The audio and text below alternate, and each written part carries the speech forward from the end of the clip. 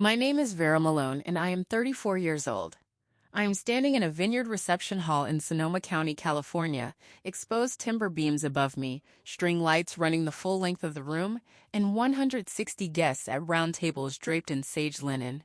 The name card at my place setting does not say my name. It says the charity case who wrote her sister's Coattails. The same calligrapher who wrote Mr. and Mrs. Dominic Hargrove in Navy script on every other card in this room wrote this. Same ink, same hand, same deliberate, beautiful lettering. The woman to my left sees it first. She sucks in air through her teeth. The man across from me reads it over her shoulder and looks away fast. Then the couple at the next table turns around. I watch the laughter spread from table to table the way a flame moves along a fuse. 160 guests. My sister's wedding day. And Dominic Hargrove is watching me from the head table with a glass of Napa Cabernet and the composed smile of a man who has never once paid a consequence. But here is what none of them knew about the woman sitting at that table. What Dominic Hargrove did next cost him more than any account he ever managed. And by the following morning, every person in that room would know exactly who I am. Welcome. This is where real stories get told about the moments that test everything and change what comes after. Drop a comment and subscribe if you are new here. I read every one. Let me take you back 15 years. I am 19, freshman year at Sacramento State, studying nursing because I have wanted to be a nurse since I was 8 years old and sat in the emergency room with my mother for 4 hours while a doctor explained something to her that she could not understand and nobody translated. I have a partial scholarship, a work-study job in the hospital's administrative office, and a dorm room where the window faces a parking structure. Life is ordinary. I am building something from what I have, which is what I have always done. Then the phone rings at 11 on a Thursday in February. My mother. She is calling from the hospital, not as a patient. She is calling as the person who drove my father there. He has had a stroke. He is 52. He is stable, the doctor says. But stable does not mean what people think it means. He will need rehabilitation, months of it. He will lose the use of his right hand for nearly a year. He will not be able to return to his job as a contractor for 6 months, and when he does go back, he will work reduced hours for the rest of his working life. I drive home that night, 4 hours from Sacramento to Redding. My sister Celine is already there. She is 24, 3 years out of college, working as an account coordinator at a marketing firm in San Francisco. She looks put together the way she always looks put together, and she is crying, which she does beautifully, in the way some people cry where their face stays symmetrical and their makeup holds. My mother is not crying. She is sitting at the kitchen table with the hospital paperwork and a calculator, and the particular stillness of a woman who has just understood that the numbers do not add up. They do not add up. My father has disability coverage through his union, but it is partial. My mother works as a dental hygienist 3 days a week, enough to supplement his income, not enough to replace it. The mortgage on the house in Redding is $1,500 a month. There are car payments. There is a credit line they had taken for a kitchen renovation 2 years earlier. There is my tuition, which my father has been supplementing above my scholarship. There is Celine's student loan payment, which my parents have been helping her with because her starting salary was low and they believed in helping. I look at the numbers on the table for a long time. Then I look at my mother. Then I make the first of many decisions I will spend the next decade making in this kitchen. I withdraw from Sacramento State the following week. I enroll in the LVN program at the community college in Redding, which is 18 months, which I can finish faster, which has a placement rate of 91% at area hospitals and clinics. I move back home. I take a job at a grocery store for the days I'm not in class. My mother goes to full-time at the dental office. My father begins his rehabilitation. Celine goes back to San Francisco after 4 days. She has meetings. She has commitments. She has a life that she has built and that cannot be paused. I do not say this as an accusation. I say it because it is true and because what it meant practically is that I was the one who drove my father to his rehabilitation appointments on Tuesday and Thursday mornings. I was the one who learned to read his new speech patterns when the stroke made his words come out scrambled. I was the one who sat at the kitchen table with my mother on Sunday evenings helping her sort the insurance paperwork because she is a woman who has always been better with people than with documents, and there were a great many documents. Celine called on Sundays. The calls were 20 minutes warm, full of news about her friends and her promotions, and a man she was dating named Dominic who had gone to Stanford and worked in private wealth management and drove a car she described as understated in a way that I understood meant expensive. I listened. I asked questions. I was genuinely glad she had someone. I finished the LVN program in 16 months. I passed my boards on the first attempt. I was hired at Mercy Medical Center in Reading at 21, and I worked every shift they gave me. I worked nights when they needed nights. I worked holidays. I sent $300 home every month for 2 years, until my father's income stabilized enough that I could stop. I paid down my own portion of the kitchen credit line without telling my parents I was doing it because if I had told them they would have refused and then felt guilty. I let them think the bank had adjusted the terms. At 24, I went back to school. Not full-time. I could not afford full-time. I took 2 courses a semester at the State University's evening and online program in nursing. I studied at the nurses' station between rounds when the ward was quiet. I kept a textbook in my locker. I graduated with my RN at 28. I passed my boards the same week. My manager at Mercy, a woman named Gloria Tan, who had seen me work for 7 years by that point, promoted me to charge nurse within the year. Meanwhile, Celine had become a senior account director. She moved to Sonoma. She and Dominic got serious. He proposed. She called me first. I cried. Genuine tears. She deserved to be loved by someone who meant it, and I believe Dominic meant it. I had met him 4 times by then. He was polished and precise and very deliberate about the impression he made. When he shook my hand the first time he looked at my wrist, where I wore my father's watch, a plain Casio with a scuffed face he had bought at a gas station in 1994 and worn to every job site for 20 years. Dominic looked at the watch and then looked at my face and then smiled the specific smile of a man who has just calculated where you land on his ledger and has decided you are not a liability as long as you behave like one. I noted that. I did not say anything. Celine asked me to be her maid of honor. I said yes. Of course I said yes. She is my sister and I love her and I have been her person since before I understood what that meant. I said yes before she finished the sentence, the same way I said yes to everything where Celine was involved. I wanted to tell you something about Celine before I tell you what happened 3 weeks before the wedding. Celine is 2 years older than me, and she has always been, in the specific language of families, the one who was going somewhere. Not because she was more loved, because she was easier to imagine in the places my parents wanted us to go. She was social where I was quiet. She was strategic where I was methodical. She understood instinctively how to present herself in rooms that mattered, and I understood how to function in rooms where what mattered was what you could actually do. We were not opposites. We were complements. I drove her to her college interviews. She edited my nursing school application essays. I covered her half of the grocery bill for 2 months when she was between jobs at 23. She flew home twice during our father's rehabilitation and sat with him for 4 hours each visit, talking about architecture, which he loved, and which she had researched so she would have things to say. We were a team. We had always been a team.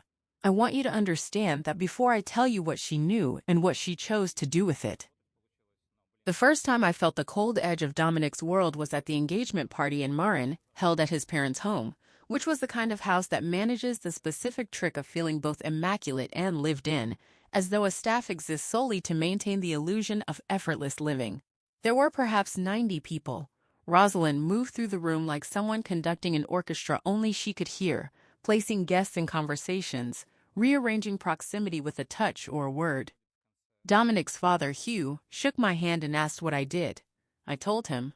He said nursing was a noble profession with the specific warmth people deploy when they mean respectable but not impressive.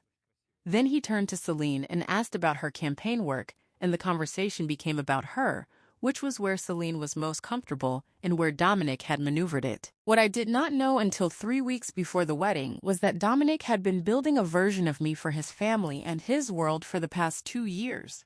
Not a lie exactly. A framing. His family was old Marin County money. His mother, Rosalind, collected art and sat on the board of a regional land trust. His father had retired from a financial firm where he had been a named partner. They were the kind of family that had opinions about what kind of people their children married and, by extension, what kind of people were adjacent to those marriages. Dominic had told them that Celine's sister was a nurse. Fine. Nurses are respectable. He had also told them that Celine had largely raised herself, self-made, driven, pulled herself up. He had said it in a way that implied that the sister, me, had not been part of that story. He had used the word dependent once, in a context I did not hear directly, but that was relayed to me by Dominic's cousin Petra at the engagement party, where Petra had had 2 glasses of Chardonnay and a conscience and leaned over to say, Dominic told his mother that Celine's family has always been a bit of a financial burden on her. Petra looked immediately as if she regretted saying it. I thanked her. I went to the restroom. I took a breath. I opened the Notes app on my phone and I typed what Petra had said, word for word, with the date and time. Then I went back to the party. If you have ever been the person in the room who absorbs something and says nothing yet because you understand that yet is doing a lot of work, drop a comment. Subscribe if you are not already here. What I built over the next 3 weeks will tell you everything about who I am. I am a nurse. My entire professional life is documentation. I do not have opinions without evidence. I do not act without a chart in front of me. The week after the engagement party, I opened a folder on my phone. I named it simply, Record. Inside, I began collecting the text Dominic had sent to Celine 6 months earlier, which she had shown me at the time because she thought it was funny, in which he referred to my parents as the Redding situation. The voicemail Rosalind had left Celine after they got engaged, in which she said, and I'm quoting from the transcript Celine had made because she too had found it worth saving. I just want you to know that whatever your family's circumstances, we welcome you into ours. Whatever your family's circumstances. Celine had laughed it off. I had filed it. 2 screenshots from the private Facebook group for the Hargrove wedding guests, which Petra had added me to by mistake, in which I had left immediately but not before screenshotting a comment from Dominic's college friend. Finally meeting the sister-in-law. Heard she's a bit of a dependent. Should be interesting. 16 items total by the Wednesday before the wedding. And one more thing. 10 days before the wedding, I drove down to Sonoma for the venue walkthrough with Celine. Dominic was there with the wedding coordinator. He was in his element, discussing logistics with the precision of a man who has managed portfolios and is now managing an event. He pulled the coordinator aside at one point near the far end of the hall by the AV setup, while Celine was with the florist. I was not meant to overhear. The corridor has excellent acoustics for a converted barn. He said to the coordinator, for the name cards, I need one made differently. Table 16, the seat closest to the kitchen. It should match the others in font and stock, but the name is different. He spelled out what he wanted. The coordinator wrote it down. She did not look comfortable. She said, Are you sure? He said, It's a joke. The person will find it funny. She wrote it down. I walked back toward the florist. My hands were completely steady. My heart rate was elevated for exactly 3 minutes and then settled. I am a nurse. I know what my own body is doing. That evening, I drove back to Redding. I sat in my car in my parents' driveway for 15 minutes. My father's kitchen light was on. I could see his shadow moving through it. He had started cooking dinners in the past year, therapy for his hand dexterity, and he had become genuinely good at it. And sometimes I sat in the driveway a moment before going in just to watch him move around the kitchen. My father, who could not use his right hand for a year and learned to use his left and did not complain once. I watched him. I thought about the name card waiting for me at table 16 at the far end of a vineyard reception hall in Sonoma. I thought about 16 items in a folder. I thought about what it means to have documentation and what it means to use it. I went inside. I did not say anything to my parents. I made dinner with my father and my mother set the table and we ate. After dinner, I helped my mother with the dishes, and my father watched a nature program in the next room, and the 3 of us existed in the ordinary quiet of a family that has been through something and is still here. I drove back to my apartment in Redding. I sat at my desk. I opened a manila envelope, the kind I use for patient documentation transfers at work, the kind that means official and substantial. Inside, I placed 4 items. My RN license, printed on the laminated card issued by the California Board of Registered Nursing, my employee ID from Mercy Medical Center with my name and title, Charge Nurse, Medical Surgical Unit, A letter from Gloria Tan, my manager, written on hospital letterhead that I had requested that week on the pretext of needing it for a professional development application, which was not untrue, in which said, among other things, that I was one of the most skilled and reliable nurses she had supervised in 22 years of nursing management. And a letter on the official stationery of the California Board of Registered Nursing confirming my licensure in good standing and my completed continuing education hours for the current cycle. I sealed the envelope. I put it in my overnight bag. I did not know if I would need it. I hoped I would not, but I had been a nurse for 13 years. I had learned that the time to prepare for something difficult is before it happens, not during. I should tell you about Renata.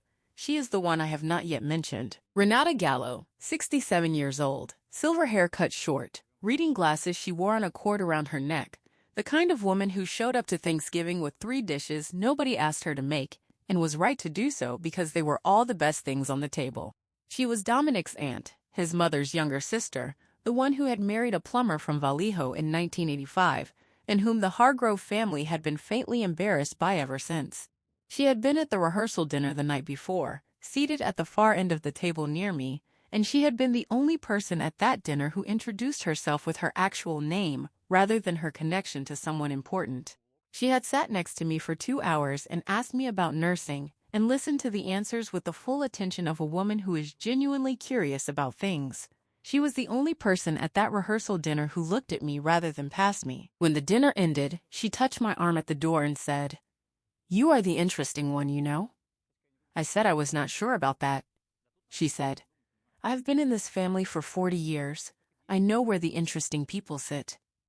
She looked at the seating chart on the wall near the entrance. Table 16. "I will be watching tomorrow," she said. "You will not be alone." I drove home thinking about that. The wedding morning, Saturday, September. Sonoma in September is a particular kind of beautiful, the kind that makes people pay a great deal of money to get married here. The vineyards heavy and golden. The air, the temperature of something considered. I dressed in my apartment in the town where I was staying.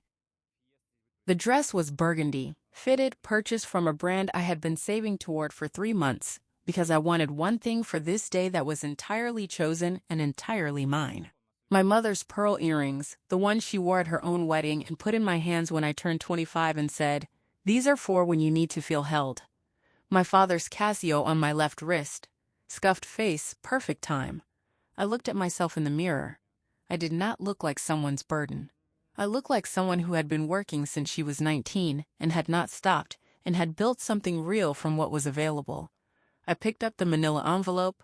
I held it over my bag, put it in, took it out, considered, remembered what I had heard in the corridor with the good acoustics, put it back in. It stayed. The vineyard was transformed. I will give Dominic the competence of his logistics.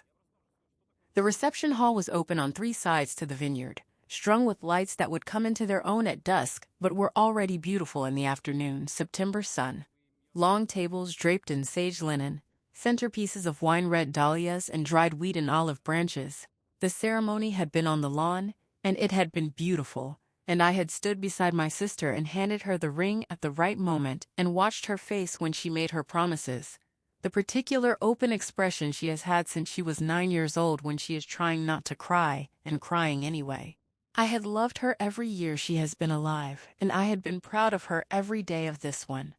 Whatever came next, that was true, and it was mine. The reception began. I found table 16, last row, far right, close enough to the kitchen that I could hear the catering staff through the wall. The folded card at my place setting was face down, which was unusual.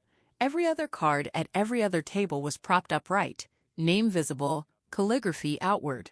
Mine was face down. I noted this before I picked it up. I looked around the table. 2 of Dominic's colleagues with whom I had not spoken. A woman who introduced herself as Rosalind's friend from the land trust. An older couple I did not recognize. A man in a blazer who looked at his phone for most of the cocktail hour. I picked up the card. It took me 2 readings because I could not fully believe the first one. Ivory cardstock, the same navy calligraphy that was on every card in the room. The charity case who wrote her sister's Coattails. I set it down flat on the tablecloth. I did not flip it over. I let it be what it was. The woman to my left, Rosalind's friend, had seen it when I picked it up. Her mouth opened. She covered it with her hand. She turned to the man beside her and angled the card toward him. He read it. He made a sound, not laughter exactly, the sound of someone who has been given permission to find something funny and is deciding whether to take it. From the next table, a woman in a yellow dress turned to look. Someone held up a phone. My pulse was 74. I know because I checked. I am a nurse. I check. I stood, walked to the restroom. The restroom had limestone countertops and individual rolled hand towels and a candle that smelled like eucalyptus and cost $40 retail. I had worked in hospitals for 13 years. I had held the hands of people who were afraid of dying. I had delivered a baby in a supply closet because the elevator was broken. I had stayed late without being asked more times than I could count because someone needed care, and I was the one in the room. This restroom and the man who had furnished it for his wedding did not intimidate me. I was clear about that. I looked in the mirror. The face looking back had been awake since 5, had driven 2.5 hours, had stood at the altar beside her sister and handed her the ring at the right moment without shaking. That face had been awake at 3 in the morning more times than she could count to go to a bedside or to sit with a patient who was afraid. That face had signed her father's rehabilitation consent forms at 20. She had done what needed doing, and she had not waited for permission or applause or a name card with her actual name on it. I opened my clutch. The manila envelope was there. I did not take it out yet. I fixed my lipstick. I straightened the pearl earrings. I went back to table 16. I sat down. I placed the name card face up, centered in front of my water glass. If you are going to write it, let everyone see it. I was going to give this room one chance to understand what it had done. The ceremony guests had filtered into the reception and the hall was full now, 160 people, the level of wealth in the room visible in the specific way people wore things casually, the watches that were real, the shoes that were not trying. Dominic worked the room. He moved between tables with the fluency of a man in his element, his hand on someone's shoulder, his head bent towards someone's story. He was good at this. I will not pretend otherwise. He was genuinely good at making rooms feel like they were organized around him. The dinner service began. Braised short rib, roasted root vegetables, a bread course with 3 kinds of butter. I ate. 13 years of night shifts had given me an uncomplicated relationship with meals. You eat when there is food because there may not be food later. Then Dominic stood and clinked his glass. The room quieted. He thanked everyone. He praised Celine. He called her driven and self-made and the kind of woman who built her own story. He turned to his parents. He thanked them for the wedding. He said, and I am remembering this precisely because I have trained myself to remember precisely. Celine came to us with very little in the way of family support, but she built herself without it. I admire that about her more than anything. Very little in the way of family support. The table I was sitting at had 2 of his colleagues on it who were now looking at me. The one in the blazer looked up from his phone. Then Rosalind stood. She gave the kind of toast that tells you everything about a family, warm on the surface and architectural underneath. She welcomed Celine into the Hargrove name. She said she knew Celine had come from modest origins, but that they valued what she had built herself. She looked in the direction of my table for one moment, not at me, over me, the way you look when something is there that you would prefer not to acknowledge directly. My hands were flat on the tablecloth. I had not moved since sitting back down. Celine was at the head table. She was looking at her champagne. She had not looked at me since the toast started, and she was not looking at me now, and I understood why. She had known, not about the name card specifically, but she had known the shape of what Dominic's family thought. She had made a choice about what to do with that knowing. I understood the choice. I did not agree with it. Those are 2 different things. After the toasts, the reception opened into cocktail hour and I went outside. The vineyard in September evening light. The rows of vines running toward the hills, the air smelling of dust and ripeness, and the particular sweetness that happens only at harvest time. I stood near the stone wall at the edge of the property and let the air do what air does, which is be indifferent and present and enough. Footsteps on gravel behind me. Renata. She had a glass of red in each hand. She held one out. I took it. She stood beside me and looked at the vineyard. I saw the card, she said. I know, she turned to look at me. How long has he been doing this? I said I was not sure how long the pattern was, but I had been documenting the present version for about 3 weeks. She was quiet for a moment. She swirled her wine. My sister's wedding, 1981. He was 11 years old. He made a sign for the reception table that said our family was marrying beneath itself. He was 11. Their mother thought it was precocious. She looked at the horizon. I have watched this man categorize people by their usefulness to him for 40 years. I have watched him do it to his family, his clients, his wife's friends. Tonight he did it to you, and he did it in writing, and I'm done pretending I do not see it. She reached into her jacket pocket and pulled out her phone. She showed me a photo. It was old, slightly blurry, the kind of photo that has been photographed from a printed original. A table card from a wedding, cream stock, elegant script. Renata Gallo, married beneath the family. 1985, Rosalind's handwriting. Different from Dominic's, but the same impulse. 40 years of the same impulse. 40 years of the same impulse. I looked at the photo for a long time. I stayed quiet, Renata said.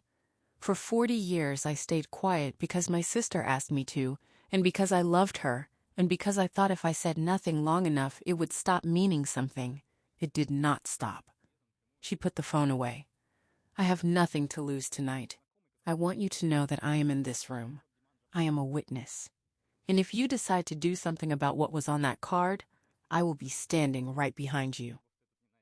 I held her wine glass. I looked at the vineyard. I thought about my father moving around his kitchen. I thought about 16 items in a folder. I thought about an envelope in my clutch. I said, "Thank you, Renata."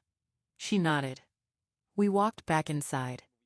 The reception had moved into its next phase. The DJ was playing something slow. Couples moved onto the floor. Dominic danced with Celine, graceful and controlled, holding her the way you hold something you have acquired. He was not unkind on the dance floor. I watched and I thought, the kindness and the card are both true at the same time. That is the particular cruelty of a man like this. He is not wrong about everything. He is just wrong about what matters. My phone buzzed. A text from Gloria Tan. "Read your license renewal confirmation came through. Congratulations on another cycle. Also, review committee approved the clinical educator application. We will discuss Monday." I read it twice. I put the phone in my clutch beside the manila envelope. An hour ago, I was the charity case at table 16. Now I was a charge nurse being considered for a clinical educator position, which meant training the next generation of nurses at a hospital that had been my second home for 13 years. Nobody in this room knew. That was fine. I knew. Then Dominic took the microphone again. The DJ lowered the music. 160 people shifted toward the head table. He said he wanted to add something he had forgotten in the toast. He said he wanted to acknowledge what the wedding had cost, not financially. He laughed here, but emotionally. He said putting together a wedding with a family situation like Celine's, and he paused here in the way practiced speakers pause when they want what they are about to say to land, required patience and understanding from his family, and he appreciated that they had shown it. Family situation like Celine's. 160 people had just been invited to hear that my sister's family was a situation requiring patience. My father, who had driven 2.5 hours today with my mother to watch his daughter get married, was sitting at table 12. I had seen him. He was wearing his good jacket, the one he wore to my nursing school graduation and my pinning ceremony, and every moment that required his good jacket. I watched him hear those words. I watched his face do the thing it does when he absorbs something that costs him something. He did not look at me. He looked at his hands on the tablecloth.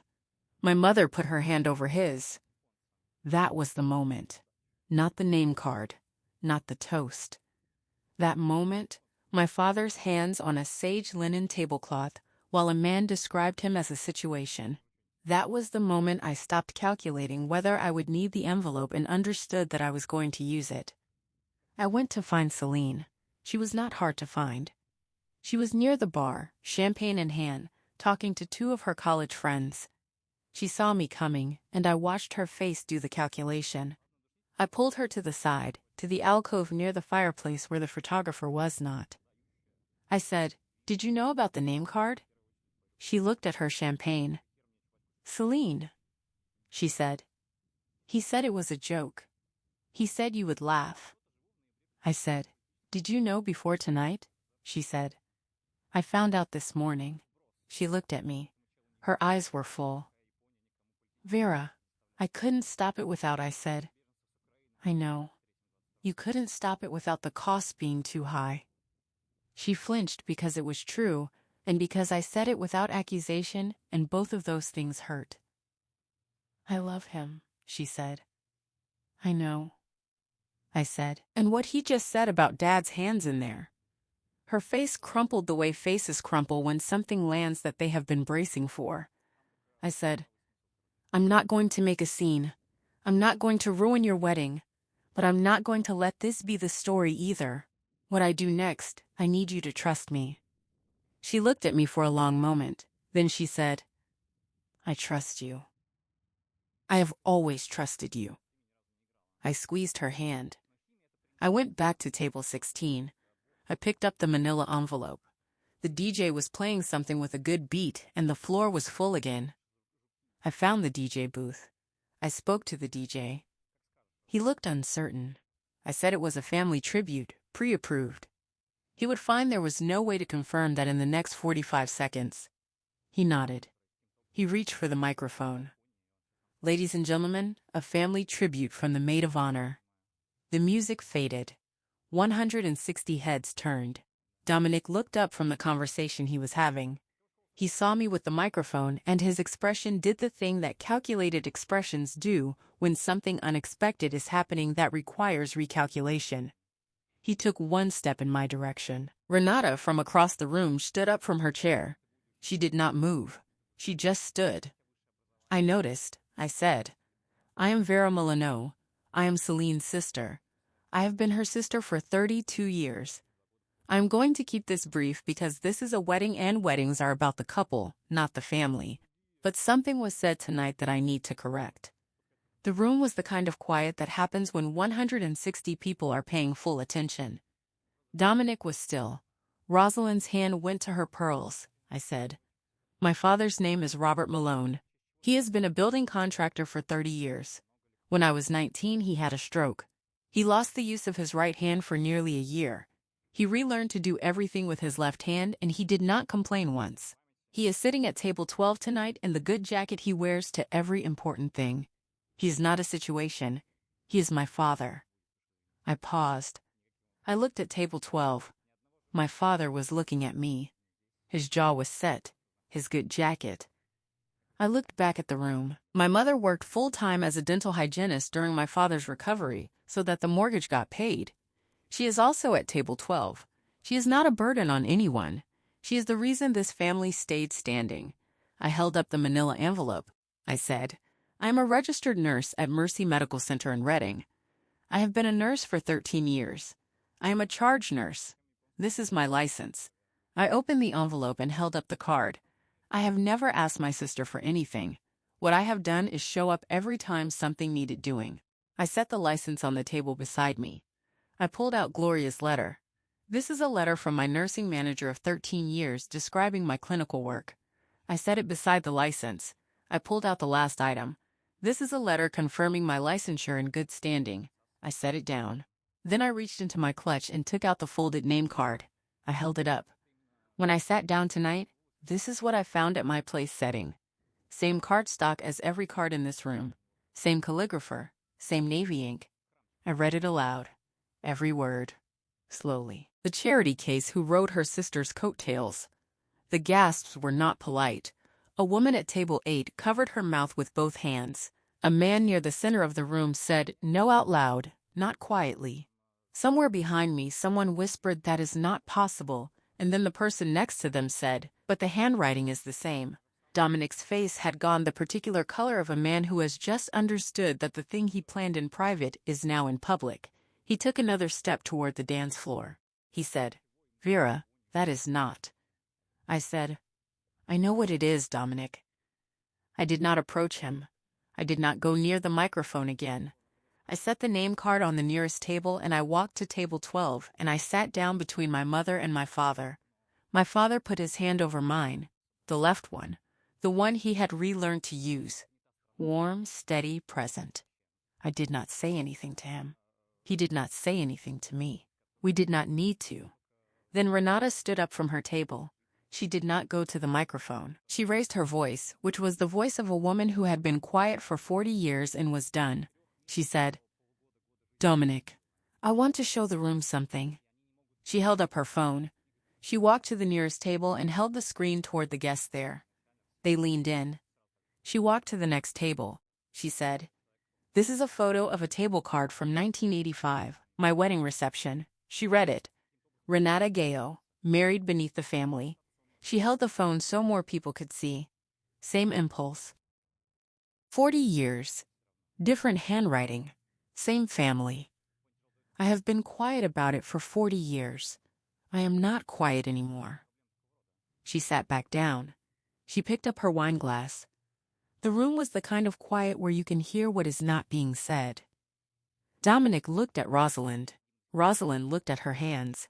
Her rings caught the chandelier light. Dominic looked at Celine. Celine was standing near the edge of the dance floor. She was not crying. She was looking at her husband with the careful expression of a woman who has just understood something she should have understood earlier.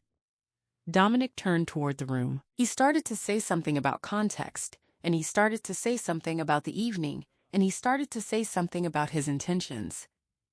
He was a man who was good with words in rooms he controlled. This room was no longer his. From the head table, Celine's voice came clear and quiet. She said, "Dominic, don't." 2 words. He closed his mouth. I had not said a word since I sat down beside my father. I had let the room hold what it was holding. I had let the documents travel. The RN license was at table 10 being passed from hand to hand. Gloria's letter had reached table 4. 3 people near the center of the room were showing each other the photo on their phones of my name card, which someone had taken during cocktail hour, and which had apparently been circulating in a group text among Celine's college friends for the past hour. Celine came to table 12. She sat down across from me. She looked at my father. She said, "Dad, I'm sorry."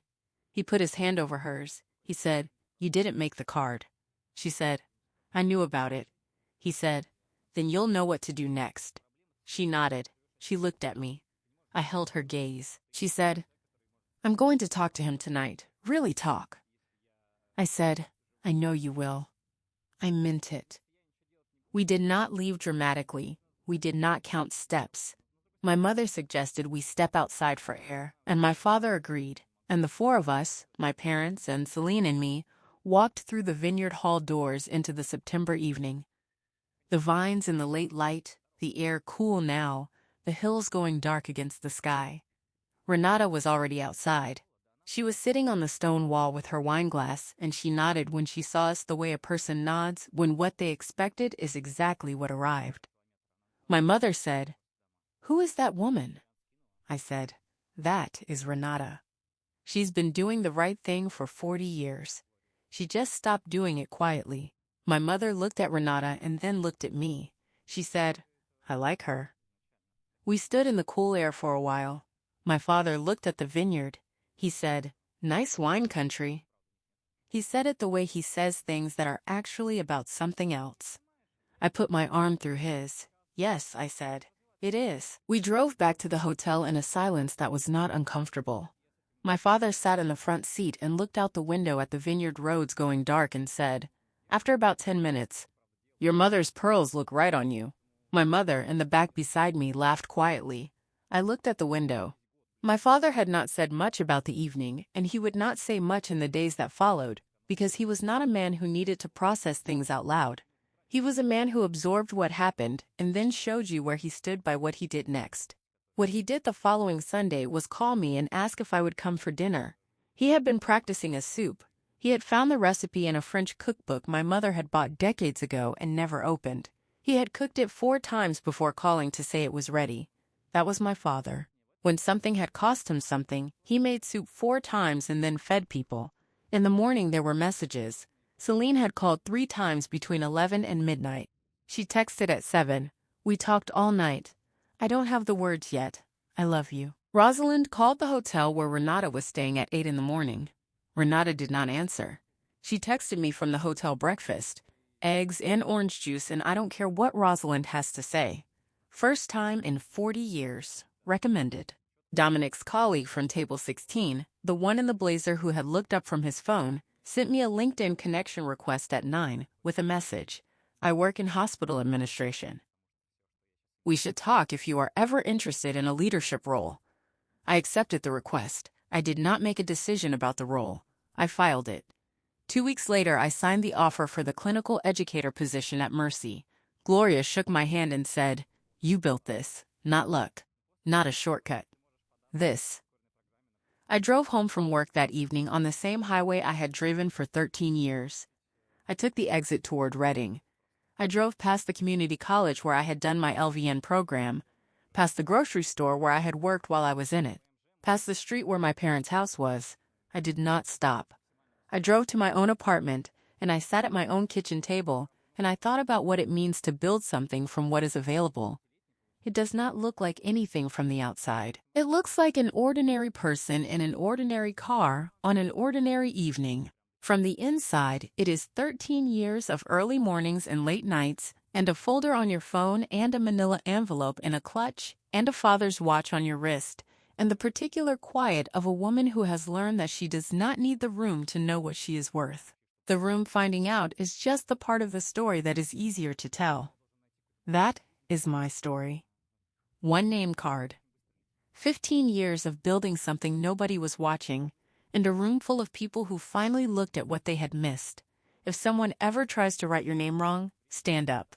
Put the card face up, let it be what it is, and let the record speak, because the record is always louder than the insult. Drop a comment, hit subscribe, see you in the next one.